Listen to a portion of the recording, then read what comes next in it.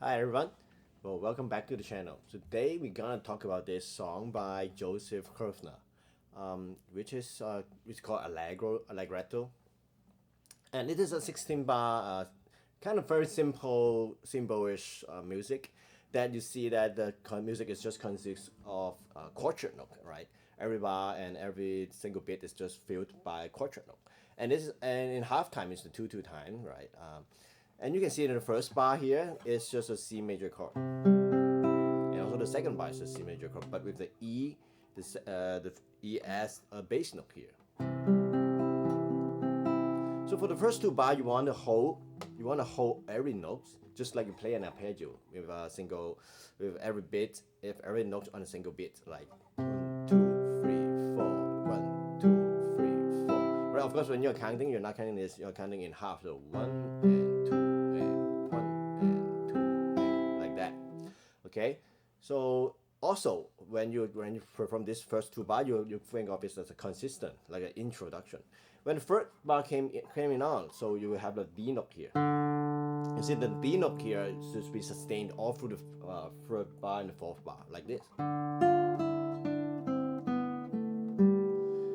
So in a lot of guitar music, that the bass note is often sustained, and it's not written out very clearly. That sometimes the composer might want to compose or write in two layers. That there's a bass note layer and there's a top line layer. But in this case here, you can see on the score that there's only one note on the first beat of the fourth or third bar, and then you have to sustain it. So be careful not to use your right hand thumb or any part of the right hand to mute this D note here. Okay. So and also for the third bar, the second line, fifth bar, and the sixth bar is also the repeat of the first two bars. You also want the bass note, the bass note, to be slightly pronounced than the other. So here comes along this seventh bar. So the D note again, you have to sustain it. Sorry, this is okay.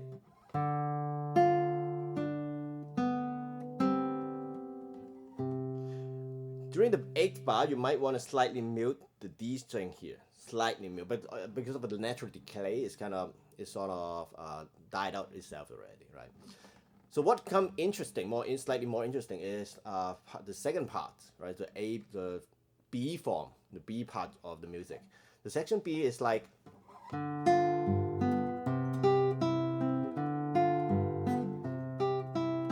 it's like the music suddenly double time. It's like the double time from jazz music or the pop music, that it compressed, right? In the first two bars and the first two lines, you have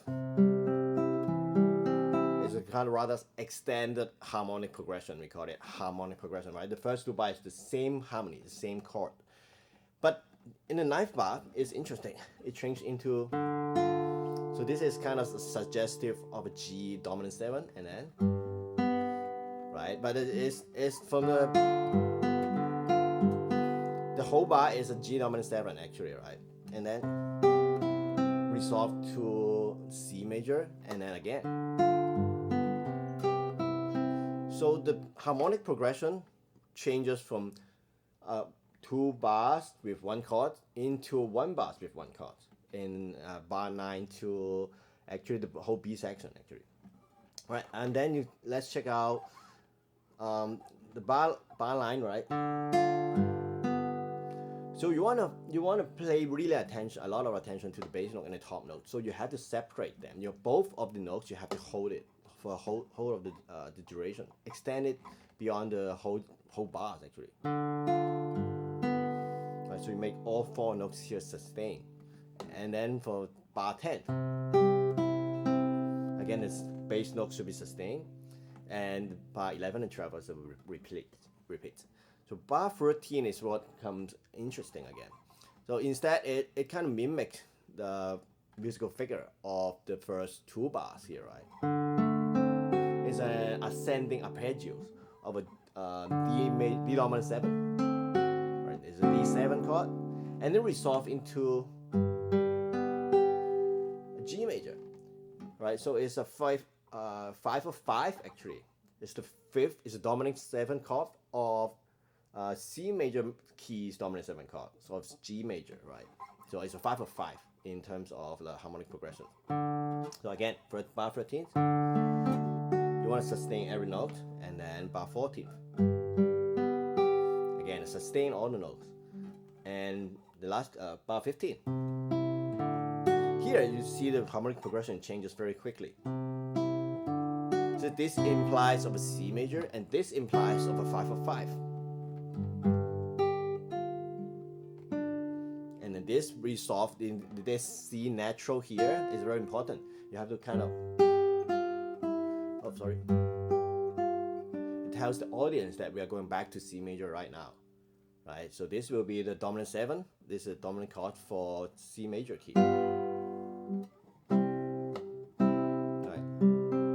Also here you want to have a slight ritardando, which is slightly slow down the music to make it more, slightly more dramatic here. Let me try the last line here.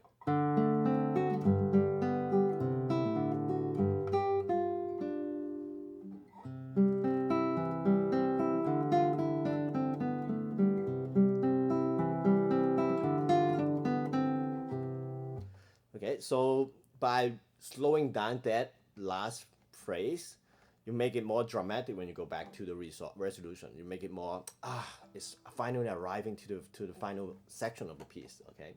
There's another way to play this rhythmically, right? So what I was trying to do was slightly more lyrical, but you can try it more, like rhythmic, like, oh, sorry.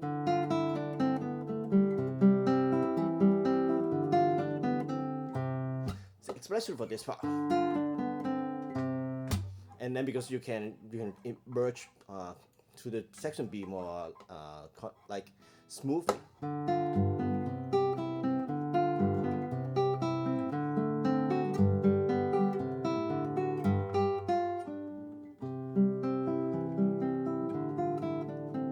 This is lyrical, right? So it's not just about the tempo. Sometimes it's a bit combination of the tempo and also the dynamics and also how you touch the strings. Okay, so I guess this is it for today's demonstration. In classical music, there is a lot of ways to interpret it actually. So this is the second video for this series. I hope you like it. I'm trying to find a way so that I can lift the score for you to download it. So this will be a work in progress. This channel, this series will be a work in progress. So I hope you enjoyed it. I'll see you next time. Thank you.